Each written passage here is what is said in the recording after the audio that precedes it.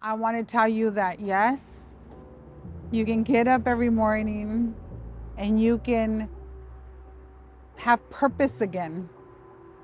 It takes a long time, but understand that we should not stay in our sorrow and our pain and our grief. We need to elevate the legacy of our loved one, of our child, by doing beautiful work in our community.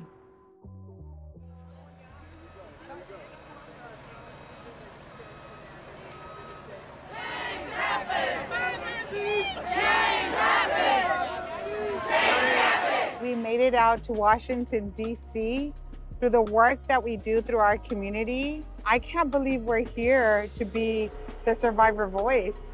This is why we here in Washington, 2,000 of us, to bring the healing, bring the voices of our loved ones from back home here to DC, hear our voices of what survivors really need. We plan to represent, and our intentions are to come here, march for all survivors, because survivors have the right to heal.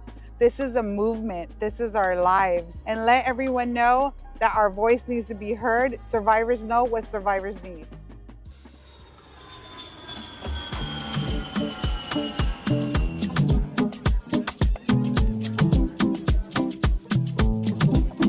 My name is Carlos Munoz. I'm 47 years old.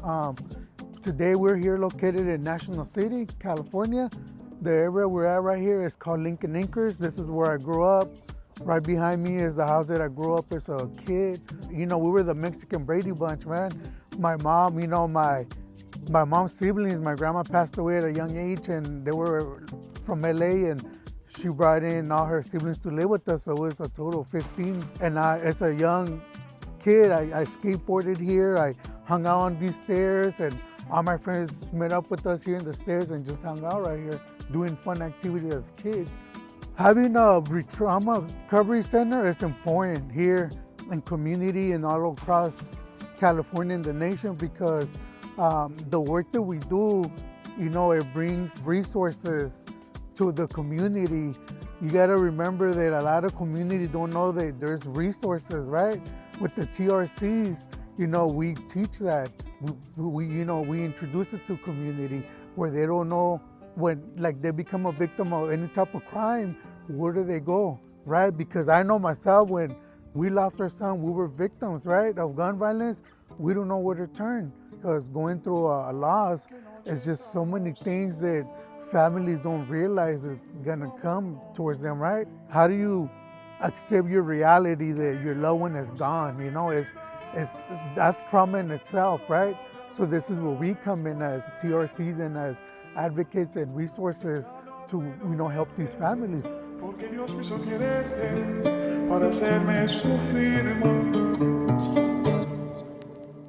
Hi, my name is Elizabeth Munoz, and I'm one of the co-founders from Junior's Trauma Care Initiative.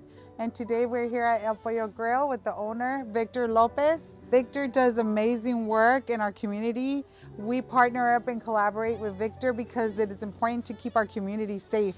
When our son first passed away, he reached out to my husband and he put a fundraiser together for us. This fundraiser went to help us with Crime Stoppers. And when we did not use that money, then we donated that money to other families to support them when they needed the help. You know, ever since I was young, my mom always taught me to give. Basically, the fundraisers that we do is for anybody and anything that needs help.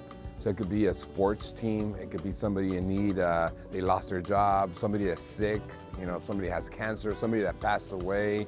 Basically, anybody and anything that anybody is asking us to help with, we give them 25 to 30%. That's what we're known for. We do a lot of that on a weekly basis. I think we're in San Diego, I think we're #1 on that. That was my main goal when we first started business here in the South Bay.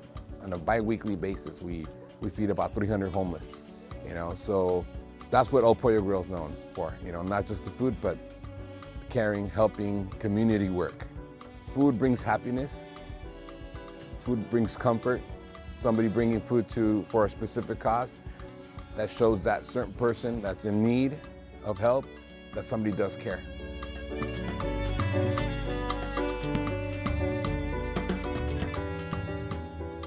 So we build this community altar for all families. A lot of the moms and siblings and dads are here today. And so what we're doing today, really important, is that I wanted to share with people that my son was 18 when he passed away, and he never had the opportunity to vote. So now I vote. When I go vote, I vote for him and for myself. I take a really good look at those propositions. So one of the propositions that's going on right now is Proposition 36. And so on Proposition 36, as a survivor, I'm saying no on it, because what that's doing is taking funds away from trauma recovery centers like our center that's right here, taking money away from that, taking money away from people who have addiction and they're trying to go into rehabilitation, from people who are trying to have housing and homelessness, and taking those funds away and putting it into the prison system. And so that's something that we are saying no on. So as a survivor, I'm just sharing that information out with everybody that I know, because these are all our loved ones who we have lost, and we don't want that to continue to happen. We need to make sure we have trauma recovery centers and rehabilitation services out there, resources for all our young ones.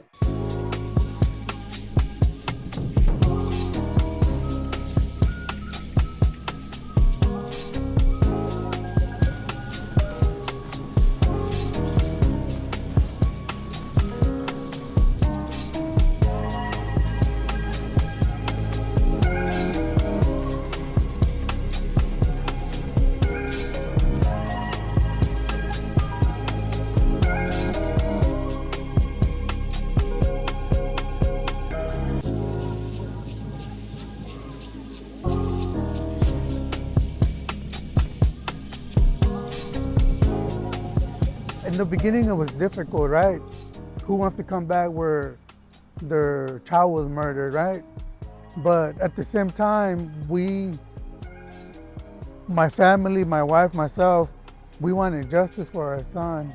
It was difficult. Seeing all the candles on the vigil side was difficult, but with time and healing and, family support and community support, it wasn't easy.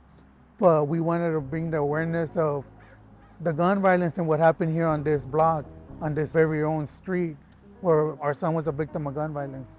The bond with my son, Junior, will never be broken.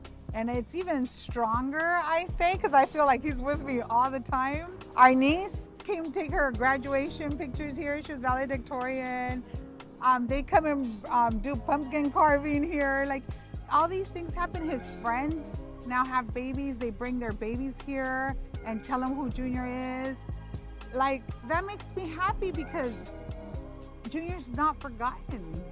Our organization is Junior's Trauma Care Initiative, and we have different programs in Junior's Trauma Care Initiative. So we have the mental health component, which is Blue Sage Counseling. We have a mentoring program, which is the DK program, Deterring Kids and Youth from Crime program. We have the SRT, which is a support response team. That is where we come out and we support families that are going through some of the lived experiences that we have gone through, like a homicide, like robbery, like assault, domestic violence. And with all of that, we also have camps for families touching different things such as overdoses, like fentanyl overdoses, and a lot of other things that are happening in our communities. It's important for community safety, for people who have lived experience to do this work out in the communities, because we really truly understand what survivors need and how we're going to keep our communities safe.